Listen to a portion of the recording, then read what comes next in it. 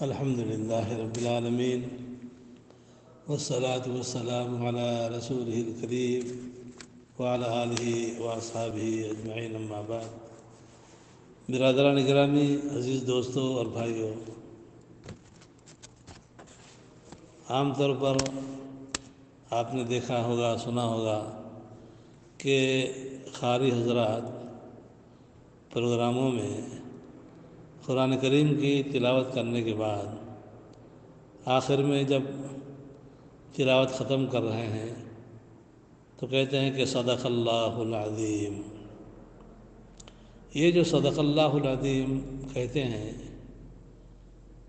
حقیقت یہ ہے کہ یہ قرآن حدیث سے ثابت نہیں ہے۔ اس کا حکم نہ نبی کریم صلی اللہ علیہ وسلم نے دیا، نہ صحابہ کے زمانے سے یہ عمل ہم کو ملتا ہے۔ اس کے مقابلے میں ایک ایسا عمل یا ایک ایسی دعا جس سے بہت سے لوگ غافل ہیں، یا یوں سمجھیے کہ یہ سنت مہجورہ ہے، یعنی وہ سنت جو ہمارے معاشرے سے چھوٹی ہوئی ہے، لوگوں نے اس کو چھوڑ دیا ہے۔ اب یہ معلومات کی کمی کی وجہ سے لوگوں کو اس سے غافل رکھا گیا ہے، یا ہو سکتا ہے کہ علماء کرام کی اس حدیث پر نظر نہ گئی ہو، یا اس کو اہمیت نہ دی گئی ہو، جو بھی ہو بہرکیف یہ وہ سنت ہے جس سے بہت سے لوگ غافل ہیں۔ وہ کیا سنت ہے؟ وہ ہے قرآن مجید کی تلاوت کے ختم پر جب تلاوت کلام پاک سے فارغ ہو جائے تو یہ دعا پڑھنا ثابت ہے۔ دعا بہت مشہور ہے اور تقریباً لوگوں کو یہ معلوم بھی ہے۔ دعا ہے سبحانک اللہم و بحمدک اشہد ان لا الہ الا انت استغفرک و اتوب الیک۔ آپ جانتے ہوں گے کہ یہ دعا عام طور پر مجلس کے ختم ہونے پر جب مجلس برخاست ہوتی ہے تو عام طور پر دیندار طبقے کے لوگ یہ دعا پڑھتے ہوئے اٹھتے ہیں، جبکہ یہ جہاں مجلس کے اختتام پر دعا پڑھنا ثابت ہے، وہیں یہ دعا قرآن مجید کی تلاوت کے بعد بھی پڑھنا ثابت ہے۔ چنانچہ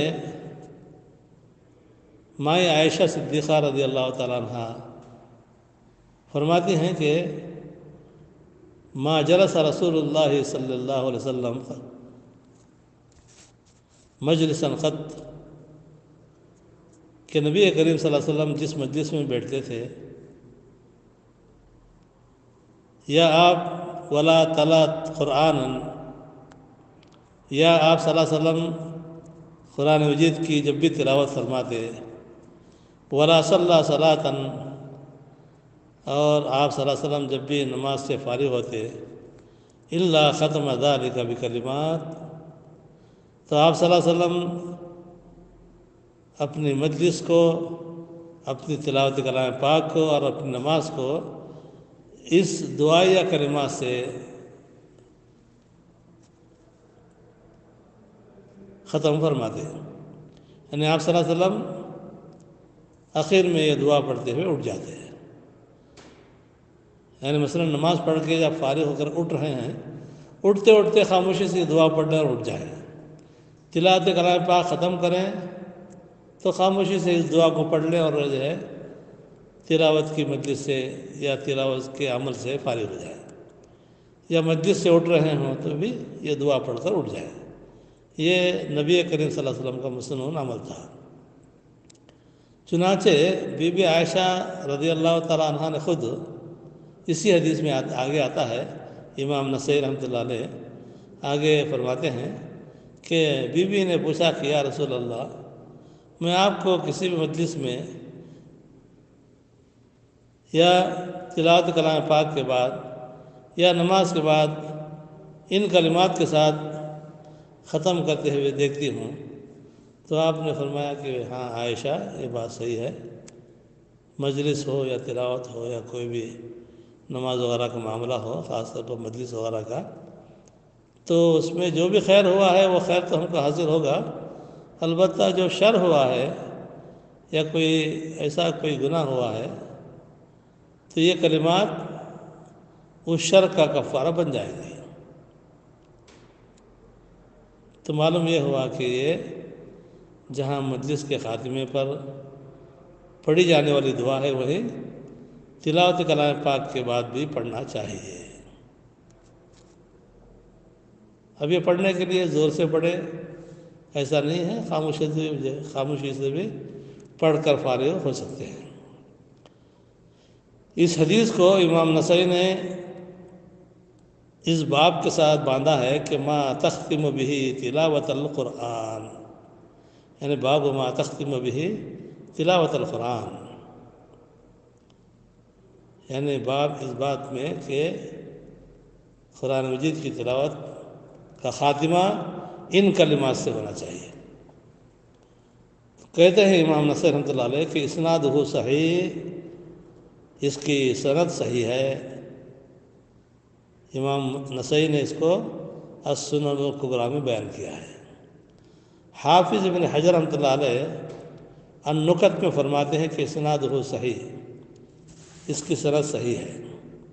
اسی طرح امام البانی رحمۃ اللہ علیہ نے سلسلہ صحیحہ